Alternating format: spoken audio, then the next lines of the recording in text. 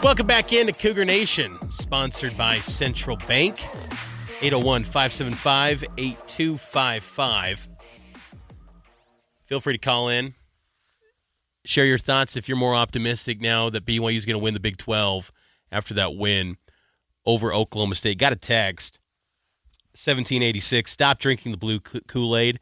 You escape by poor tackling on a crappy Oklahoma State team. The defense lets up a lot of points. That will come back to get them. Well, that's true. They did get by. But what are you measuring them by? Are you measuring them up against Georgia? If you're trying to measure BYU up to the standard of Georgia, well, yeah, that's a lost cause. But can you not appreciate that at this point they've gotten to 7-0, and 5 of those opponents have been against power conference teams? What's the issue here?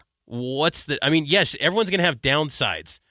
And if you're looking for perfection, then you're going to be upset all the time as a fan.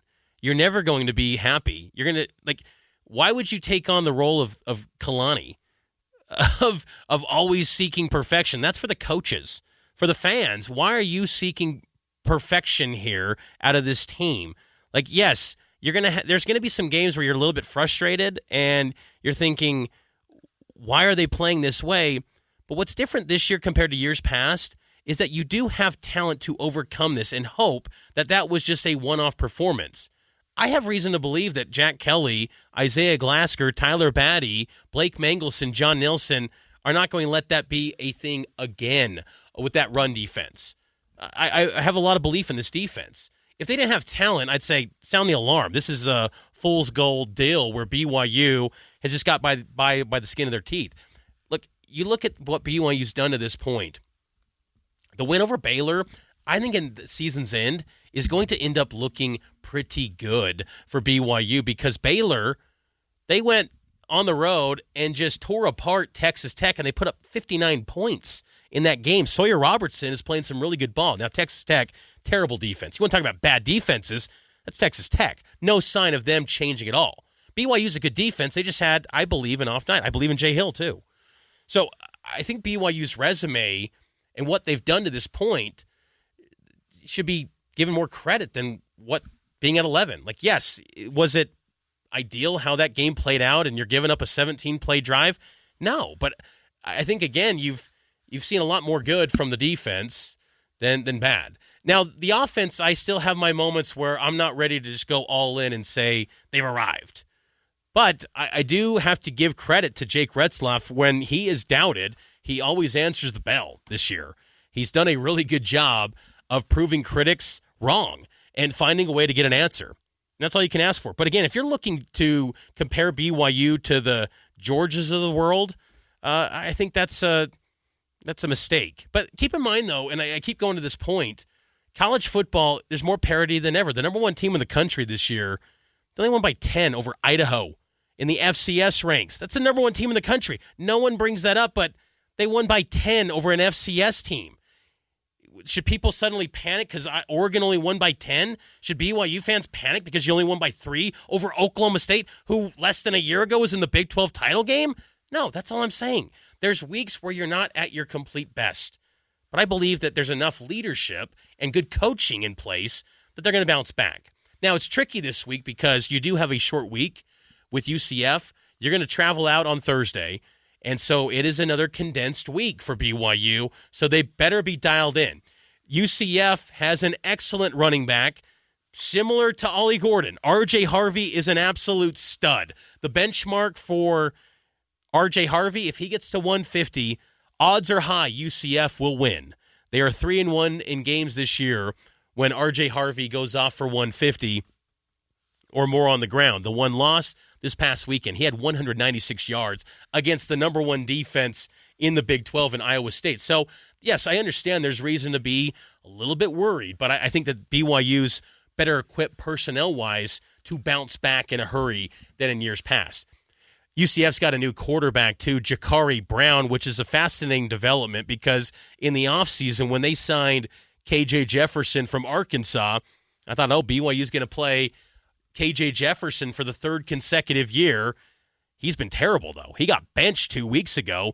They played E.J. Colson, a redshirt freshman.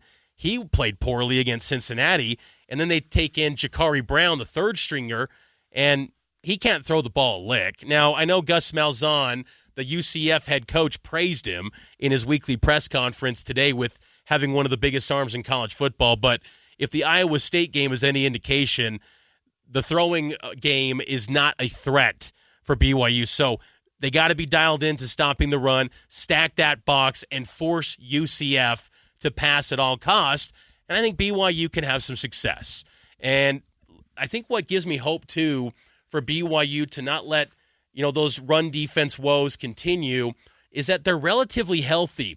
Outside of Sione Moa, the linebacker, number 41, Che Bryant-Strother, this is a pretty healthy group. Now, everyone's got their bangs and bruises and things like that, but the key guys, they're there in place, and they're available, which credit to Dr. Skylar Main, Colby Clausen, so much talk about the sports scientists and the strength and conditioning staff. Those guys have done a really good job, and BYU players, by all accounts, going into game number 8 before a bye week, they're in a pretty good spot health-wise to get ready for that final stretch. And BYU in a Big 12 conference that's pretty wide open, I think they're the best team right now. I've watched every team in this 16-team conference. I try to go back and watch as many games as I can on DVR, on demand, watch these games. And BYU's got the personnel. They've got the talent. I think that's where fans are sleeping on this team still. Like when you watch the fellow Big 12 peers, BYU stacks up just as well from a measurables, from a size. They've got the personnel to win this thing. And this is not a smoke and mirrors sort of deal. We got to also acknowledge, too, BYU has had some blowout wins over teams, too. So the close calls have not been a weekly occurrence. This is another week, though, against UCF where just find a way to get the win. Get in, get out, stay healthy, and get on to Utah and be 8-0. I don't care what the final score is. Just find a way to get the win and empty the tank as BYU gets ready for another bye week after this one when they take on the UCF Knights. It was kind of interesting, too. Kalani pointed out that it's a little bit of a homecoming. The first lady of BYU football, his wife, Timberly, she's from Florida, so there's going to be a lot of in-laws for Kalani supporting him in attendance at the Bounce House. I expect a pretty big crowd of BYU fans. There's a lot of BYU fans and members of the Church of Jesus Christ of Latter-day Saints down in Florida. So I bet there'll be a huge turnout of BYU faithful showing up to the Bounce House. And I can't imagine that UCF fans are excited about the product right now, so I wouldn't be surprised to see a lot of tickets unloaded by UCF fans coming up to this one. I saw some tickets on the secondary market around $28 to get in, which pretty reasonably priced to get in to see a number 11 team in the country take on someone out on the East Coast. So it's going to be a lot of fun. BYU, UCF, kickoff at 1:30. Extended pregame gets started bright and early with me and Matt Baiamonte from Orlando starting at 9 a.m. We'll get your game day started for the Cougs and the Knights. Only the 4th ever meeting between the two schools. It'll be the first as Big 12 foes. Appreciate all of you for tuning in. We appreciate Central Bank for sponsoring Cougar Nation. And again, next Monday, Matt Baiamonte will be back in studio with me. Subscribe to the podcast, and we will talk to you on Saturday from Orlando as your undefeated Cougars get ready to take on the UCF Knights. Talk to you then here on KSL News Radio.